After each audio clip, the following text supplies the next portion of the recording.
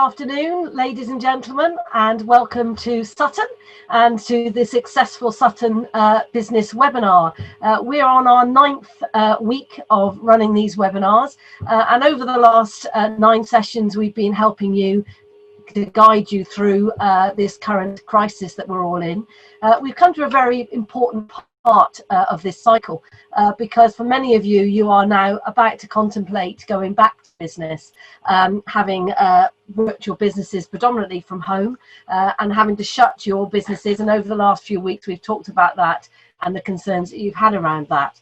But as we head towards firstly Monday, the 1st of June, and then most importantly the 15th of June, which is the date that the government's given for a more wider opening, what impact is that going to have on your businesses? And actually, most importantly, how do you need to work more closely with Sutton Council to find out what they're doing to help you inform what you should be doing, and how as a collective can businesses, local authority and indeed the Business Improvement District work together to enable that safe and confident opening of Sutton once more. So this afternoon, as usual, I've got a great panel with me, and the great thing about this afternoon is that everyone on my panel, with the exception obviously of Patricia, is from Sutton Council. So actually we've got a great group of people that can actually tell you what is being planned from a local authority perspective, but also I think their message today is going to be very much around wanting to know what you're doing, what plans are you putting in place, and how can you work together with the council to make all of this happen smoothly. It is a big challenge, it's a big unknown, and we are all in this together to have a positive outcome. And hopefully in the next hour or bit, we'll be able to unpick some of your queries and questions. Now, it is important that you talk to us this afternoon. That is why we have an interactive webinar here. And I just want to remind you that you can do that in a number of ways. So on your taskbar, you will see that you have a Q&A button. And you can use that Q&A button to type in a question that I can then ask on your behalf to the relevant panelists. Alternatively, if you're feeling brave, you can actually ask that question yourself. And what you need to do is just wave a virtual hand at me, and that will tell me that you actually want to put your question in person to our panelists, and I can invite you to do that at the appropriate time. The other button that's really important this afternoon is the chat button, and I'd encourage you all to open that one up. Move that to the side of your screen, because that's where you can follow the conversation and comment on the conversation, either individually or to all panelists. That's also where you can share information, and indeed the panelists can share information if there's a particular element that they want you to look at, maybe on a website to give you more information. And I'd encourage both you, those of you that are watching, and also our panelists, just to keep your eye on that chat button. That's all good ways that we can be interactive. A reminder that we will also be asking you how confident you're feeling. This is a poll that we've been running, many of you will know, trying to gauge the mood in terms of the business community in Sutton. We've seen that change quite a lot over the last 9 sessions. We started, obviously, as you would expect, in a fairly unconfident place with a lot of worries, concerns. As we've gone through the last 8 weeks, we've seen confidence levels rise. But what we are seeing more predominantly right now is just a general nervousness as we approach this next phase when we're coming out of lockdown. Obviously, a lot of new concerns around how businesses do that. So we are seeing that dip slightly, but hopefully this afternoon will help you all to gain back some of that confidence that maybe you're feeling a little bit unsure of. So to start us off this afternoon, as always, I'm going to invite Patricia from Successful Sutton just to kick us off. Patricia, it's been a busy 8 weeks, and for you as a bid manager, responsible for a high street that's been predominantly shut, it must be quite an exciting time, but also obviously some concerns. What are the main thing that you want to put across from the bid's perspective this afternoon? I think from our perspective, it's obviously we're getting to a point now where we're looking at businesses starting to open. I mean, I was certainly on the high street yesterday having a look around, and it's starting to get busier. So we're obviously acutely aware that there are things that do need to be put in place, and that stores, you know, will start reopening now, which is very exciting. But it does come with a lot of practical issues and a lot of things that businesses do need to understand. So it's important for us as a bid to make sure that that information is accessible. It's really good that the people that I would normally go to ask advice on things are on this call today. So that's really good. So it gives businesses an opportunity to ask those questions as well, because there are going to be a lot of them. I'd really encourage everybody to ask questions about their business, because these are the guys that are going to know the answer to that, or at least be able to tell you when those answers can be expected to be around. Like I say, there is a lot to be considered at the moment. So yeah, I really appreciate everyone coming on this call today, and I hope everyone gets a lot out of it. Great, thanks, Patricia. Well, certainly the fact that as a bid you have been putting these seminars together has been a great way to keep everybody informed, and no better time than ever to just remind people why it's good to have a bid in your area. It is the voice of the business, and what a great way to demonstrate that through this webinar series. So just to introduce you to our other panelists this afternoon, I've got Chris Smith with me. Chris is working for the council. He's in the sort of design and delivery team. They're the people who are actually looking at the infrastructure and the changes to the infrastructure that are going to be needed in terms of the road layouts, maybe partial pedestrianisation of some of the pavements to allow better social distancing. Not specifically working on the actual sort of pedestrianised area of the high street, but looking at the intersections that would lead into that to make sure that people can get in and out of the town centre. And I should also say that it isn't just the town centre, it's obviously a borough-wide scheme. And if you are a business that's not in the town centre, but you're in one of the other centres in Sutton, then please do bring your questions too, because everything that we're discussing here today is also relevant to all of those areas. So we'll be asking Chris to come into the conversation shortly. Also with us is Nick Cloak. Nick Cloak is the lead officer for licensing, but actually is also here sort of representing the wider regularity service in Sutton. So that would be around food hygiene, around health and safety, and Nick will be sharing with you how you can use that service to help you. So if you are looking for health and guidance in those areas, then Nick and the team are there to support you, to help you work out what it is you need to do to make sure that you are regulating your businesses correctly as you come out of lockdown.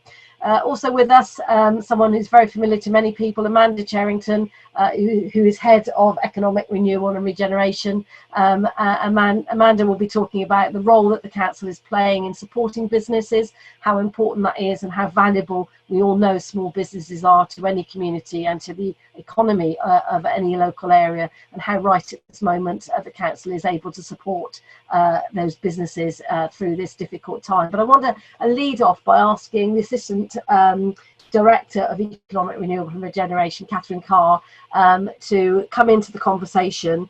You're predominantly here today to talk about that sort of changing of the public realm and what the council is currently doing, looking at the high street and other areas. Do you want to just update us on what's happening with that, Catherine?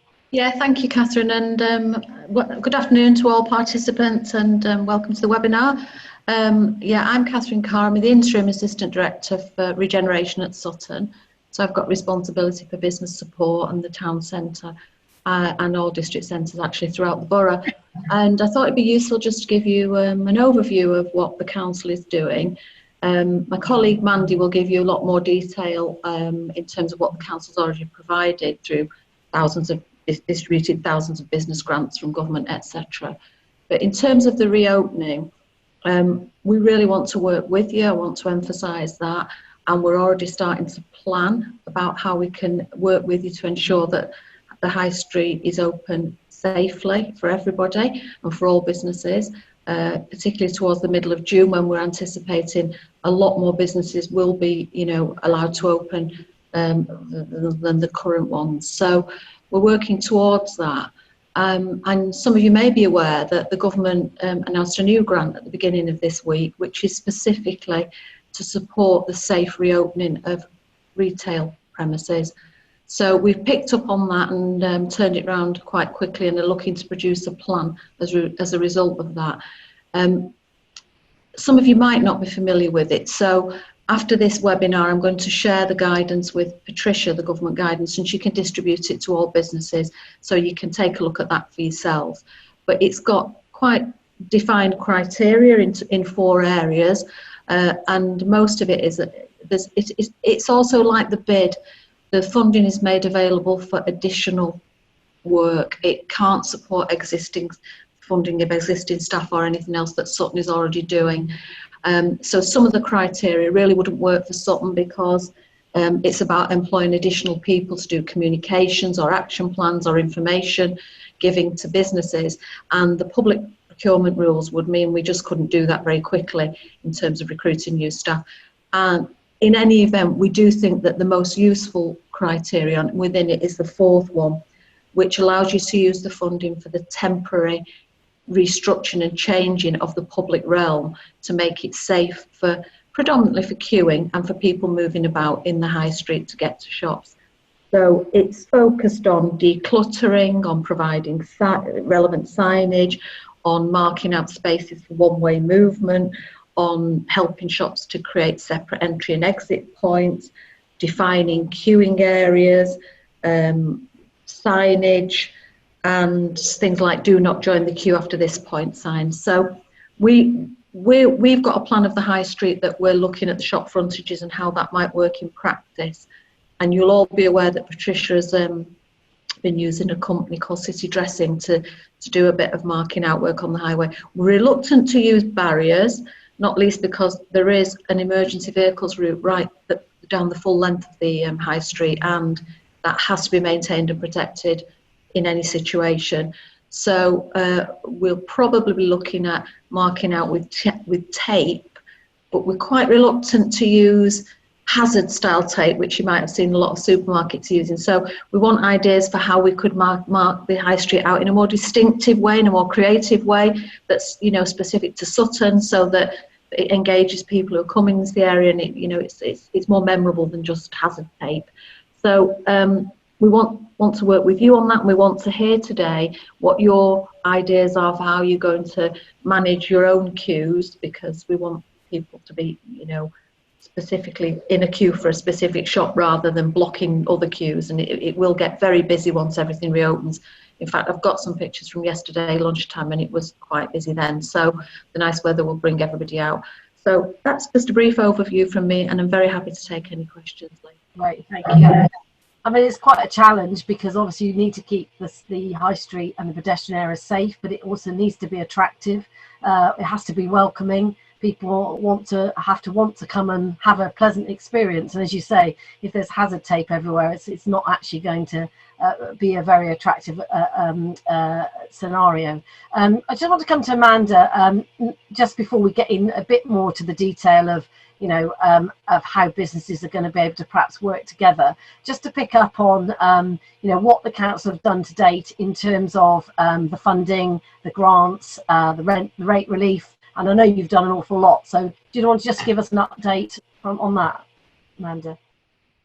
Thank you, Catherine, and hello businesses. It's great to have you with us this afternoon so we can talk to you about some of the issues that must be really key to your survival going forwards. So I think it's good that you're aware that the council has been able to offer, obviously through central government funding, business rate relief schemes. That's in addition to the small business rate relief scheme that's already there. A considerable amount around hospitality, leisure. There's been a number of grants released, and in fact Sutton has probably got out its grants faster than most other boroughs across London. Interestingly, probably more interestingly to other businesses present today, there's still funding coming through government. Our latest pot of funding is the discretionary grant scheme.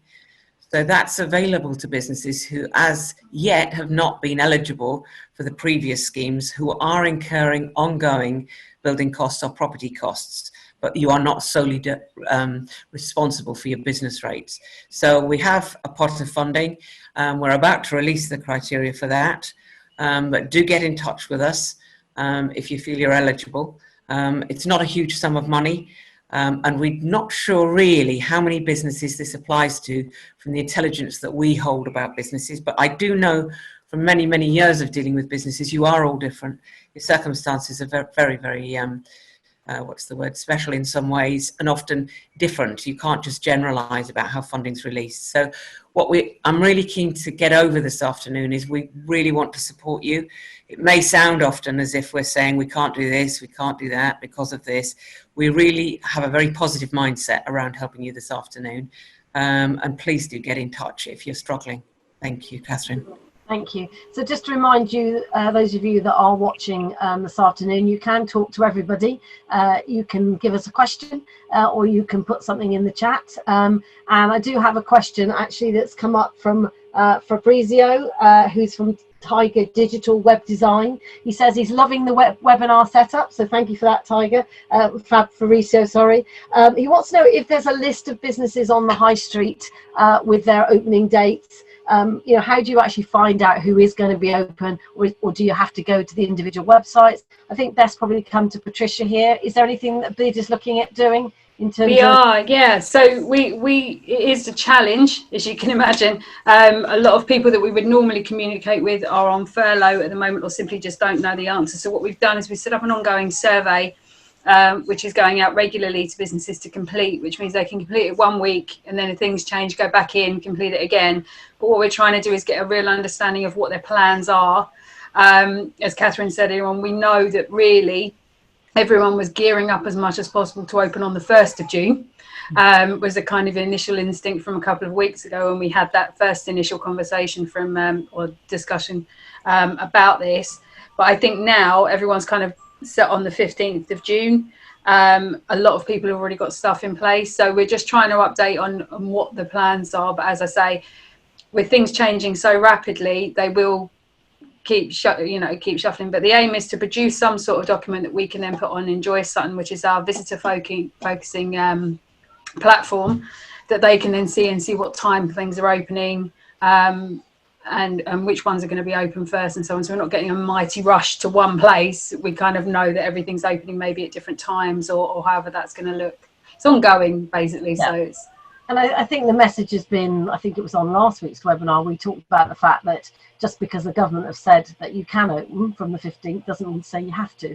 No. And actually there's a definite school of thought that says, maybe just take your time, see who else is opening around you, seeing what impact they're going to have on your space, and take some time to consider the best way for you to open, to avoid this sort of mass rush, and then everyone turns up on the 15th and everyone's, maybe not had the right time to consider that. So I think I just reiterate that because I think that was some really helpful advice that came out last week. I completely understand that people are keen to open. We all need to start earning some money again, but equally if you open and it doesn't work very well, then that's not going to work either. So taking some time to consider the best route. I'm going to come over to Chris because I'm aware that not just the immediate area outside of our businesses is important. It's also important that people who are coming in to the town centres and district centres are able to get in safely, and that's where your team come in, because you're really very much from now looking at some changes to highways and pavements which will cause some disruption, and that's not going to please everybody, but it's obviously necessary. So can you give us an outline, Chris, of what people will be seeing and what they can be expecting and why you're doing it? Yeah, of course. Thanks, Catherine. Essentially, from tomorrow and over the weekend, there'll be a number of areas around the town centre that'll have temporary coned-off areas that will enlarge narrow footway areas that pedestrians can socially distance into when they're trying to go about their daily business. So it'll mainly be on the gyratory area that surrounds the town centre, just to give people the peace of mind that when someone else is approaching them, they're able to distance, but within 2 meters between themselves. We're also looking at another raft of measures on approaches into the town centre to improve walking and cycling routes, to enable people who would necessarily use buses or the train to get to the town centre, that they can use active travel measures, as they're termed, so that they can actually feel confident they can socially distance in a different form of transport. We're having to bid for the money from Transport for London through a government grant that Transport for London received. There are 3 categories that we're to bid for. One is access to town centres. The second is walking and cycling routes, and the third one is low traffic and low speed neighbourhoods. So obviously, all 3 of them, we're actually using the town centre as a location to actually bid for money in all 3 categories. So obviously, access to the town centres, TfL have realised is fundamental for for businesses and retail to come back into the real world, as you can possibly call it. And walking and cycling is a key alternative to buses and the train, and particularly, although if people have to use the car, we would prefer them not to. If everybody got a public transport into their cars, there would be mass congestion, which we would be unable to manage. This is obviously a number of quick wins which will happen over the weekend and in the coming weeks. Then there's medium-term measures which will be more substantial and semi-permanent, that we're able to put in but take out cheaply. So they as everything continues to normality, we can start returning to how the highways would operate in previously to this epidemic. Then there are much larger measures which would be almost permanent, but not quite, to save money. That would be pushing towards being permanent schemes that we were looking to deliver under Transport for London funding for this financial year anyway. Okay, so where can people go to find out what the latest information is? Presumably this is all being shared on the website, is it? There has been a press release and that has been released, I believe, and there's also all details that we have of the bid at the moment have been issued to all ward councillors, so people can approach their local ward councillors and they can run them through these quick wins and medium-term wins that we're proposing. So maybe we could get something which we could put onto the bid website. Yes, yeah.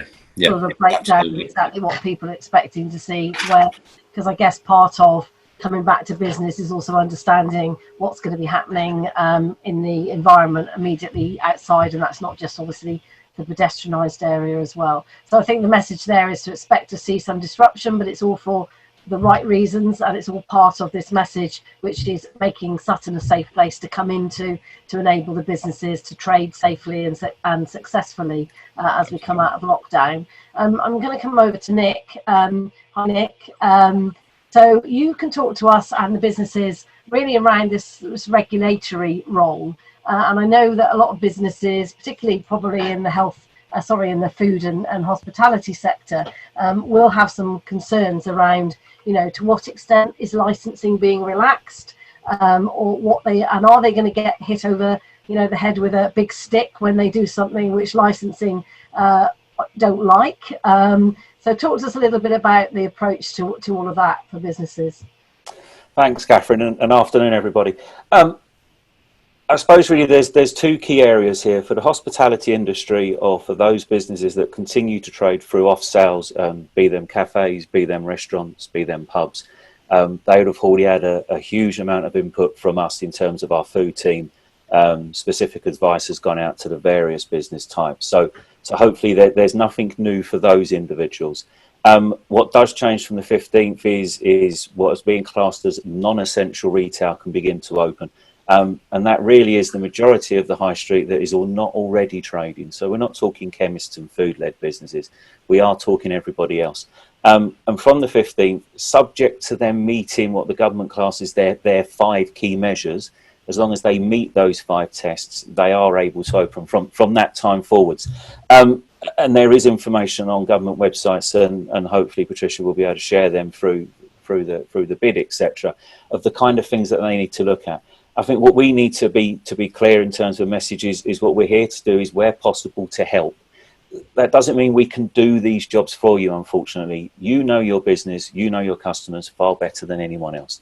Therefore, you are best placed to carry out these assessments. When you break them down, they are no different than the assessments that you already carry out as part of your business in its daily operation. We have and will continue to have officers out in the field investigating complaints and just doing general walk through the various business districts. And this happens daily, including weekends and bank holidays. Where we come across issues, we will try and approach the business and speak to you about it directly. Let's see if we can solve that issue informally and deal with it. At the same time, for those businesses that unfortunately do flout the rules or operate in a way that is dangerous, not only to their customers, but to their own staff and employees, we shall act in accordance with the regulations to deal with that. But 99.9% of our engagement with you will continue to be informal, and will continue to be in a way that hopefully helps you get through this. So a message there that actually everyone's in this together. Exactly. You're not there to trip anybody up. You're there to help them out. And that if anyone has a query, they should direct that query through Patricia, probably in the first instance, would be the simplest route, I would suggest. If you've got a specific query in the next 2 weeks, that they could come forward. I just want to pick up on the question of food and hospitality businesses. From the 15th, they are not allowed to open, or some can. What is the guidance on that? So from the 15th, nothing changes. So currently, if you operate a takeaway service, be that food, be that alcohol, be that soft drinks, you can continue to operate. What you can't have is you can't have customers coming into your premises, purchasing food and or drink, and then sitting in your premises or directly outside on any external seating to consume that product. But you can continue to operate a takeaway service. In terms of the hospitality industry, in terms of on-sale premises, be that your restaurants, your cafes, etc. Unfortunately, at the moment, your turn hasn't come, given the risk that's involved, and especially as you're talking about, for the majority of the time, internal seating areas. For the time being, those premises and beauty, hair, and other such premises must unfortunately remain closed. So watch this space, because that will be the next tranche of opening, and that will present itself with another set of problems to solve, probably, but one step at a time, which is obviously the best sort of cautious approach. I want to come back to Catherine. I know you've just answered a question through the chat. Actually, we have just put the competence survey up, so if you could take a couple of seconds to fill that in, that would be great. But coming back to Catherine, I know you've just clarified a question which is around this extra money that the councillors received, which isn't intended for businesses directly. You cannot give that money to a business. A business has to sort their own internal signage, queuing, etc. out. This is for the council to use in terms of the wider public realm. But I just want to pick up on the issue predominantly of the high street, and it applies, I'm sure, to every high street in Sutton, not just the town centre. This issue of businesses reopening, having to look after their own queues, which predominantly then spill out into the highway, and the work that the council is doing in terms of trying to make queuing work. What is the thinking on this? How is this going to work, and what do the businesses need to do to consider their own? They can't consider their business in isolation, can they? They have to need to think of the wider picture. No, and that's why you're absolutely right, and that's why this webinar is useful, because we want to work with businesses to optimise what we can do and what they can do working together. So, as I've said, the funding it's not for allocating to businesses to implement their own measures. It can only be spent by the council on implementing measures that fall under the 4 criteria in the guidance. So that is predominant, as you say. In fact, it's exclusively what happens within the public realm, i.e. outside the shop frontage door. So it is about safe queuing and the measures I highlighted earlier around marking out areas, but actually working with every business when we get a fuller picture through Patricia from the ongoing survey of who is intending to open when. Businesses will need to cooperate on this, because we can't have one shop's queue going right the way down the high street and preventing other customers, other shops queuing safely. So we do have to have a plan that we work up together, really, for the whole high street. And in the first instance, we will produce a draft of how we think it might work, and then we'll want to share that with businesses and consult them on it, either through another webinar or individually. Because, as I say, a key starting point is, one, there are lots of fixed items on the highway that we can't move, and 2, there's a route for emergency vehicles that has to be maintained and protected at all times. So we have to work within those constraints, and we're not keen to use big orange barriers if we can possibly avoid that, which is where working together collegiately really does come in, because we've got to set common sense will have to be applied in some cases. And you know, we'll want to work with shops to understand how many customers could you accommodate at any one time under social distancing measures, and you know, what does that mean for how many people can queue outside your shop. We will want to have an end point that says do not queue past this point, you know, because there's a 15-20 minute wait, come back when there isn't a queue, etc.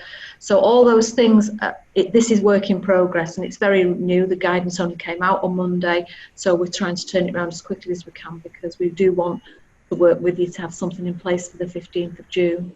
Right. So it's a work in progress, and we welcome all feedback, all input, and we do want to understand how you're going to operate.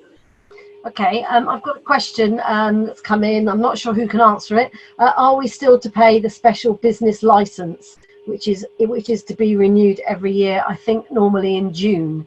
I'm not sure I know what the special business license is. Nick's raising his hand, so Nick, you can help there, I'm sure.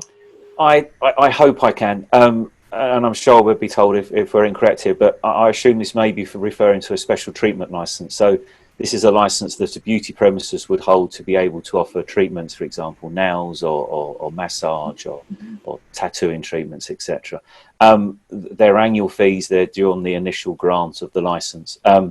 As those premises can't currently open, what we are offering is a payment holiday, so that's an ability to renew your licence at this stage without having to pay a fee to us. The thinking behind that is it ensures that when the government do give you the opportunity to open, you can do so immediately. It also ensures that your insurance that you need to have to trade is valid from the time you open your door again. In short, you're not delayed by us. Any premises that is due renewal in the coming month, be it June or July, would hopefully by now have received a letter from us that explains this and gives them that opportunity to renew. If you don't have that, please do email the licensing inbox. That's licensing@Sutton. That's the normal way that you communicate with us about your license. If you want to send an inquiry to there, a team member will get back to you specifically as soon as possible to answer that. So that email address, licensing@sutton.gov.uk, is that the general sort of way in to talk to anybody about anything that's a licensing query at this time? Yes, so in terms of any form of licensing, be that your beauty license, your alcohol license, if we have anyone here who operates any form of gambling, be that a fruit machine in a pub or anything like that, any kind of query around them, please contact that number, that email address, and we'll be able to help there. Alternatively, if it's a wider query regarding environmental health, food safety, etc., the website has specific links. If you just search for food safety on the opening website, you'll be given a query form that you can fill in, or an email address if you prefer. That's great. Just to go back to the licensing of outside spaces, and I know, Catherine, this might be something you want to pick up on. I mean, obviously, the inclination, if you're a business and you've got to reduce your footfall capacity because you can't get so many people inside your business, your immediate inclination will be to think, well, actually, let's extend ourselves outside to enable us to have better opportunity to interact with potential customers. Firstly, there's a licensing issue, which I'm assuming hasn't been waived, because you do need to have a street license. I think that's right, Nick, to trade on the That's correct, yes. So that is still in existence. So if you don't have one of those, you can't just think, oh, it's okay, it's COVID-19. I can just put my tables outside. Is that right? That's correct. Now, please be aware that the government may change this, but as of today, if you wish to place tables and chairs on the public highway, you do need a license from us. If you wish to trade on the public highway, so that's offer any form of service for gain or reward, again, you require a license. Also, please be aware that, as we all know from these conversations, that the amount of space we have on the highway, there is only so much of it, and we need to ensure as many businesses as possible are supported during this time. So new applications particularly would be considered using everyone who's in this space, as well as colleagues from the police, etc., just to ensure that it's a fair distribution of that space. So, at this time, those that have licenses already have those in place. For new ones, again, make inquiries to us at the earliest possible opportunity, and we will work with you as much as we can but being aware that, as I say, there's only so much space available, and we know that space is limited by queuing, etc. at the moment. So Catherine, just bringing you back in on that. So the planning that's being done, this all has to be taken into consideration. So there are coffee shops at the moment that have outdoor space. I can think of a few going up and down the high street. So they will be allowed to keep that outdoor space. What is that? What's the scenario there? Well, as I understand it, and Nick will correct me if I've got this wrong, at the moment they can only operate on a takeaway basis. So they can't, people wouldn't be allowed at the current time to sit outside and consume anything they'd purchased from those premises anyway. It would be purely as a takeaway. Yeah. If and when that situation changes, we're going to have to take stock of it. Because as you've said, that's a space on the highway that would otherwise provide a queuing space for people to enter that particular property, that shop. So it's impossible really to give a view on that at the present time. We can only work within the guidelines we've got currently. So as I say, our baseline is we have to protect the emergency vehicle route, and we have to work around all the fixed items, fixtures and fittings that are on the highway as well. So again, that's a key area where we do need to work closely with the businesses themselves. It's a big planning issue, just a logistical planning thing of actually working out who's going to do what, and I guess you can't do that without having the intelligence from the businesses. Mandy, asking you to come in here. Yes, I was going to say, I think probably all of our businesses are aware of the high street and the geography of the high street. So there are some really narrow pinch points in the high street. There's some broader bits, but it doesn't necessarily fall that where their premises are based naturally lends itself to trading outside anyway. And they've also got to bear in mind, even when outside trading is reintroduced, there will be still some form of social distancing. We know the distance itself is still under debate, as in it's under review this morning, but there will still be some form of social distancing. So I think we just have to reassure businesses we'll do our best to work with them for the best outcome that we can achieve, but within the constraints of the space and the safety of everyone. Okay. And there's a question about customers queuing outside the business. Is a license needed? Presumably not. It's just accepted that everyone's going to have to queue outside. You don't need a license for that. Mandy, staying with you just for a moment, I've got a question from someone who I imagine is in Cheam, because they're asking, will the planning re-queuing systems be done for all high streets and town centres? For example, Cheam. How are businesses being supported across the borough in this way? Well, as Catherine mentioned, the money that we have received, the grant money, will be used across the borough. It's not just in the town centre. I think we will address the issues most quickly in the town centre, because we were very concerned that there were a lot of people there this week, more than we were aware of, let's be honest, and there was definitely problems with queuing. The queuing specifically was around the food stores, the post office, those sort of the banks. So that there definitely were some issues. So we have to look at that probably first and address our attention there. Yes, we will be going to the district centres. Yes, in Cheam. What would be really helpful, whoever the business is in Cheam on this call, is if you make contact with us. We do have a bid in the town centre, so we have a focal point for business contact. And the other two bids that we have in the borough are industrial estates. So I know that Cheam has a trading association, so if this business is from that would be great. But please, if they'd get in touch with me directly, amanda.cherrington@sutton.gov.uk, I'd be very grateful, and then we can work with them. That'd be great. Coming over to Chris. Hi, Chris. If this business is on the TfL Red route, TfL are planning on releasing some guidance on the management of queuing along their highways. I think that's a week or two away at the moment.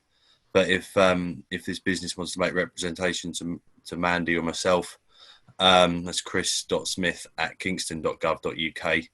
and we can refer these comments to TfL and assist in any way that we can. But I do know TfL is planning to release some guidance on their highways for this.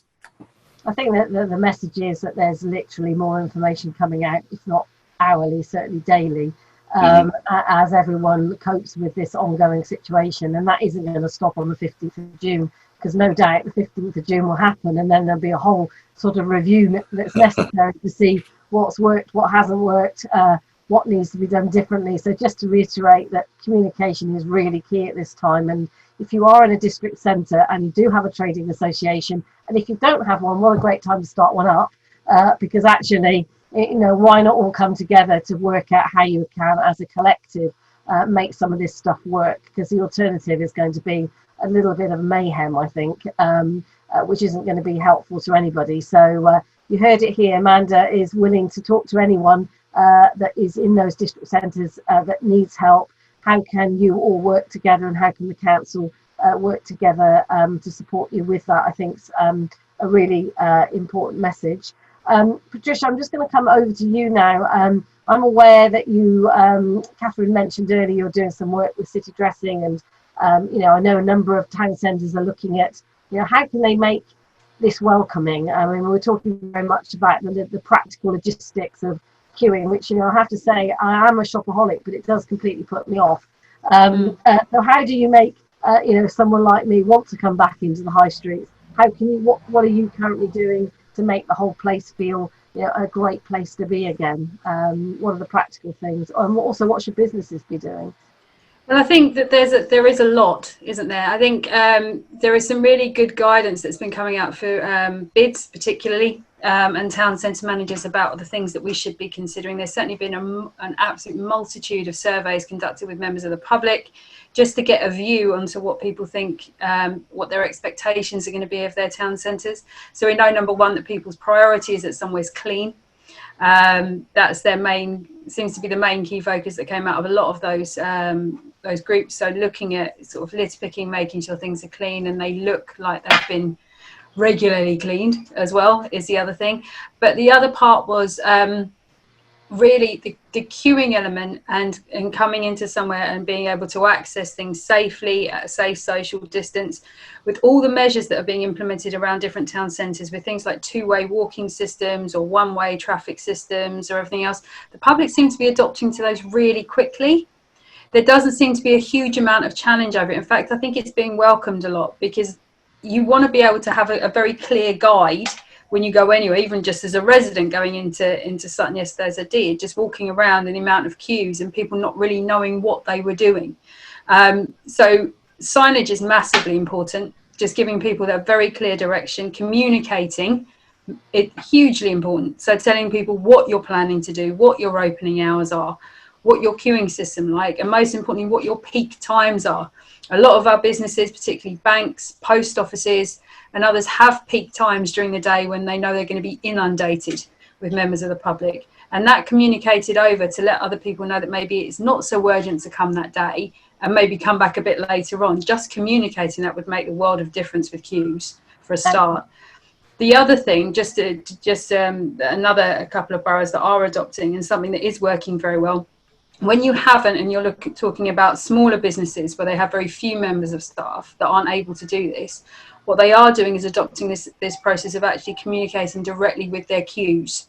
So they've got some people that would act as kind of queue angels, as it were. So I know the banks, a couple of the banks I saw yesterday doing this, and it was working well, just telling people the queue's going to be, sometimes you'll be here for about half an hour, maybe you should come back. Is there anything I can help you with now? Can I direct you to the right place? And also systems of queuing. So if you have, the fast track queue to go in, Morrison's have adopted that. So they have the basket queue, they have a trolley queue. Again, that works really well. So people are expecting to wait a bit longer in one side than maybe they are in the other. So it is common sense stuff. I think when we get involved with vast amounts of people, like some of the stores have that have been operating essentially over this time, have had to deal with, they've had to adapt on their feet very quickly to some of the challenges that they've been faced with. So there's a lot of lessons we can learn from them about how things have been done and how they've been done really well, but also what things haven't worked. So the communication between them and us throughout the lockdown period has been really, really important. So we've been keeping in touch with them. So yeah, I think from a bids perspective, we're here to add value to anything that is delivered. We're here to support in any way we can for the businesses. I think Catherine and Amanda are absolutely right. I think that businesses do need to take some responsibility for some of those queue actions themselves, but there are going to be times when that's not possible, or that's not practical for them to do. And that's when the bid would come along and say, right, how can we help? What can we do, and what can we implement to make that a bit easier for you to be able to do that effectively and safely? Just start picking up on that safety question. Obviously, there's going to be quite a lot of anxiety maybe in the high street when people come back in terms of what they are and aren't allowed to do. Are they queuing in the right place? There's an element of, as you rightly say, the businesses having to accept that it's their role to manage their own queues. That's a skill in itself. So actually thinking about your staff, that you haven't put in the right people on the job of communicating with your queues and talking and keeping them happy and positive.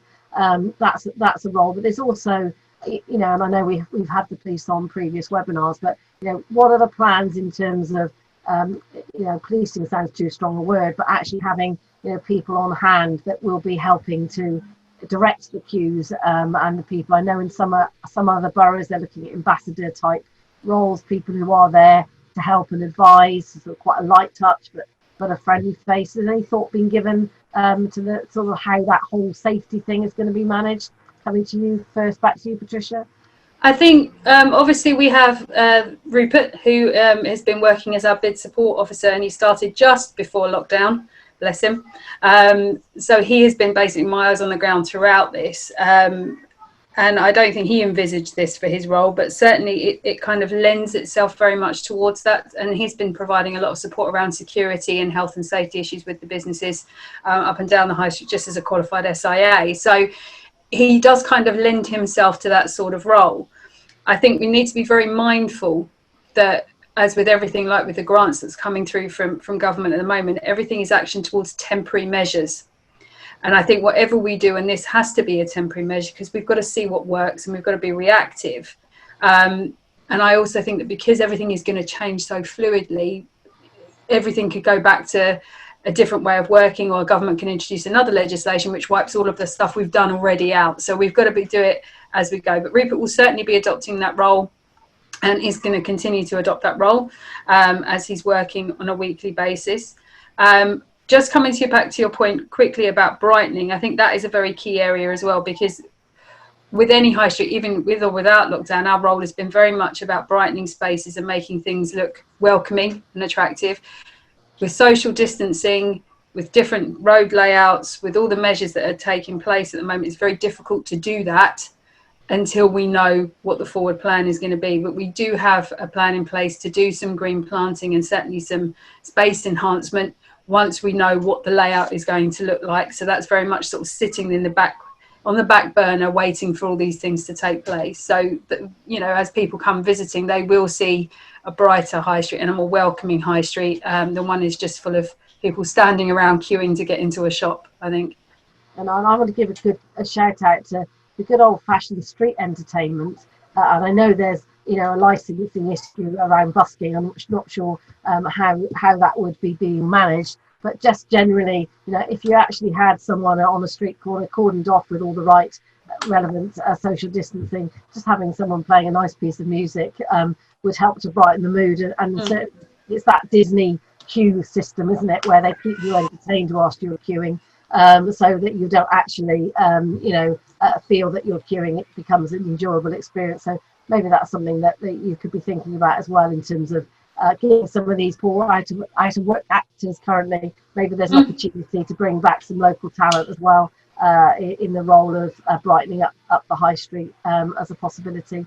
Just picking up on that, Nick, licensing of buskers and sort of general street entertainment. What's going to be happening about that in the okay, there's no license required to busk.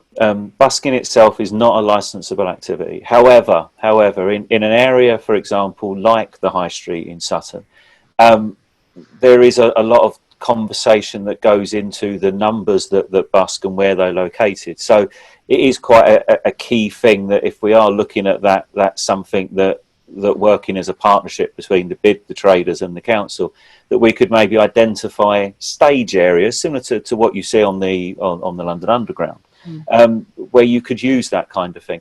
It becomes licensable if individuals are selling CDs or other forms of copies of their music, etc. But otherwise, if we look at areas like Covent Garden and other town centres that kind of promote busking more readily, it's about identifying areas and having those areas available and having some kind of guidelines.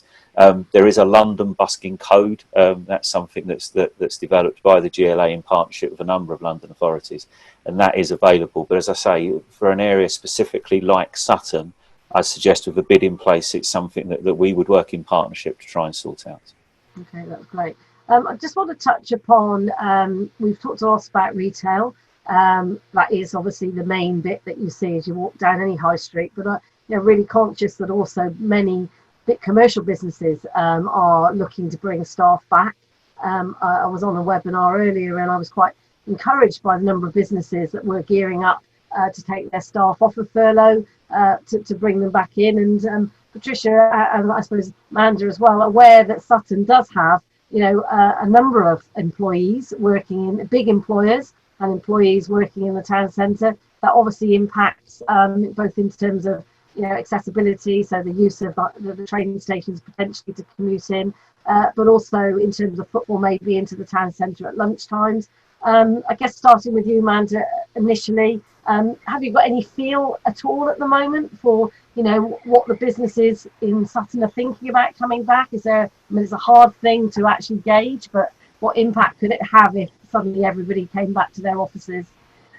Yeah, I think the interaction I've had with some of our very big employers thus far is most of their staff are working very successfully from home. I mean, I think it's quite interesting what's actually happened.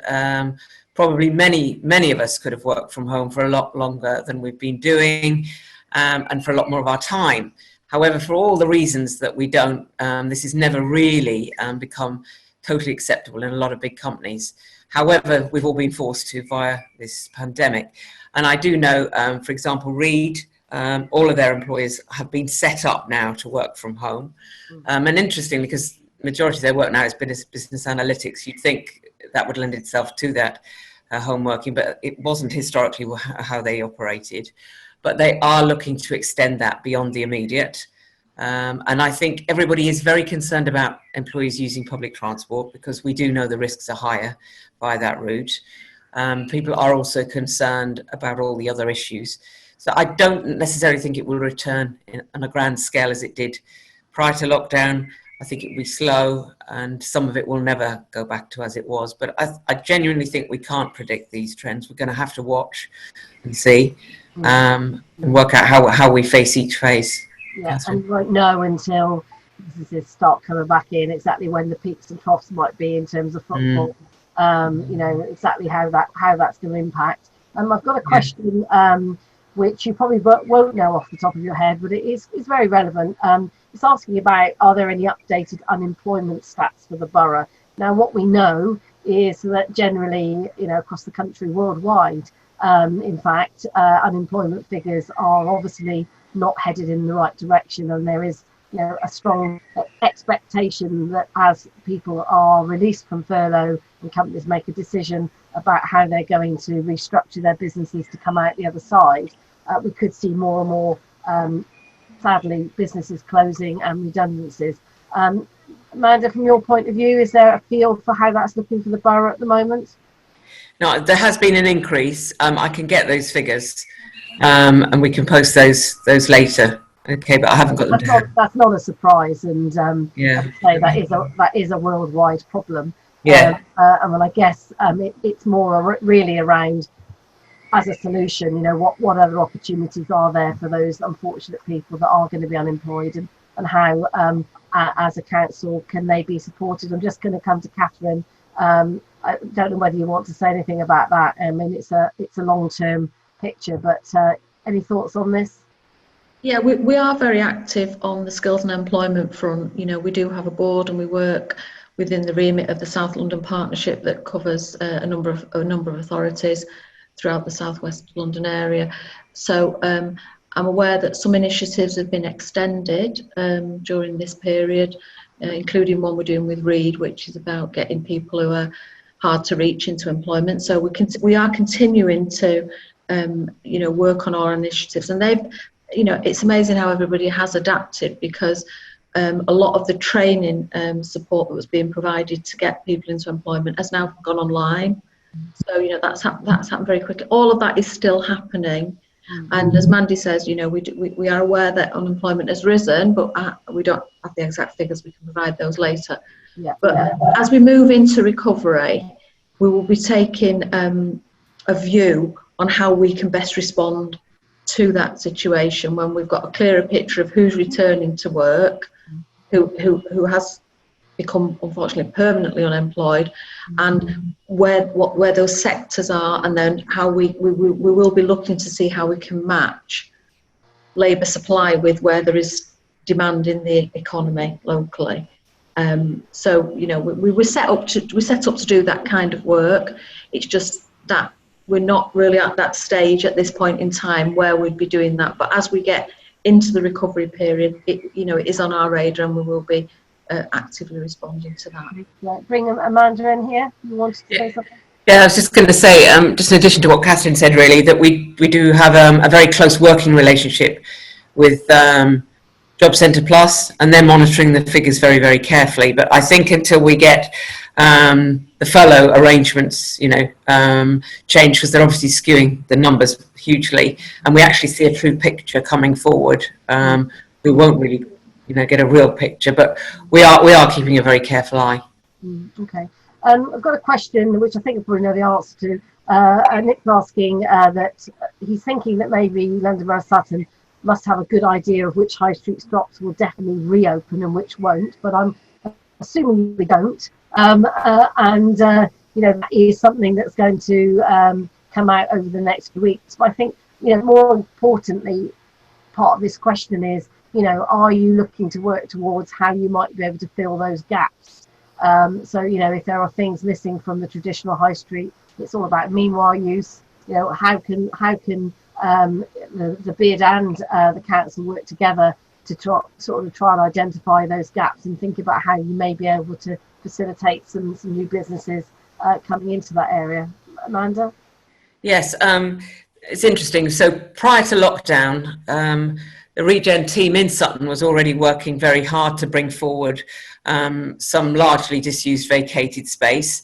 As our businesses may well know, the council had actually acquired the old Royal Bank of Scotland, and we're looking to put a live music venue in the bottom of that, and have some office space on the second floor, the first floor and second floor. Some startup space will be in there, part of an existing business hub that Patricia currently runs as part of the Business Improvement District, which is incredibly successful as a hub without almost being a focus of her attention.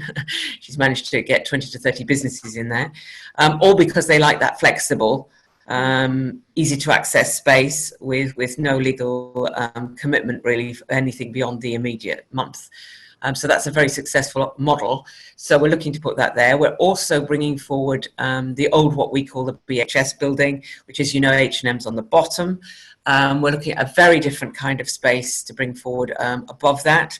And we've got a very big bid going into a big government central pot to look at some very big sites in the Sutton. And many of those will be looking at what we would call workspace. So it is that multi-purpose space, working very differently, but that will actively encourage startups. So we know that high streets are changing. We know that retail, before pandemic was in decline. Online offer is very strong. We're looking to adapt to that, but I think again we need to get this message out. We're working very hard to keep that offer alive in Sutton Town Centre and in our district centres, and that commitment has in no way diminished because of the pandemic. Great, I think that is a really important message, and also a positive message to finish on. We know that we are all in this difficult place at the moment, but Sutton has huge ambition and huge regeneration and development plans, which aren't going to be cut short because of this. They might be slightly held back, but the plans, from what Amanda's saying, are that very much all of those plans are still going to be brought forward. And out of diversity and crisis often does come a lot of opportunity and innovation. We've certainly seen that on this webinar over the recent weeks, where we've seen a number of examples of businesses that have had to completely rechange the way they're working.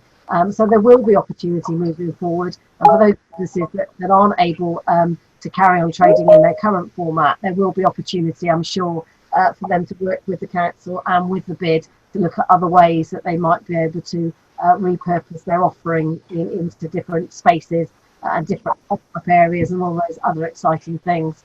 So I think that's a really good place to finish on, because there is a future that we're all working towards, and it is a positive one. But what we do know is that we've got a bit of a bumpy road maybe to get us through there. But I think the message is from this afternoon, I think it's come across really strongly, that this is a collaborative approach to working through the next few weeks. Nobody can do it on their own. Certainly the council don't have all the answers. Nobody's actually got all the answers. And we're having to work out the answers as the situation arises. So I think I will probably be speaking on behalf of both Patricia and the council today to say, the message to you listening, watching here is to reach out to the bid, reach out to the council, communicate, tell them what your plans are. Don't work in isolation, because together we can get to where we need to get to much, much quicker. So on that note, I want to say a huge thank you to our panellists, to Chris, to Nick, to Catherine, to Amanda and to Patricia for giving up their time this afternoon. Hopefully the first of many opportunities when we can bring this forward, because this is a changing scenario and we all know that probably in 2 weeks' time things may well have changed again. But the desire and the appetite to work together is there. So I'd encourage you all to do that. For those of you that are watching at home this afternoon, thank you for tuning in. Enjoy the sunshine. The sun is still shining. And have a good rest of your day. And we look forward to seeing you soon. Thanks very much and goodbye from here.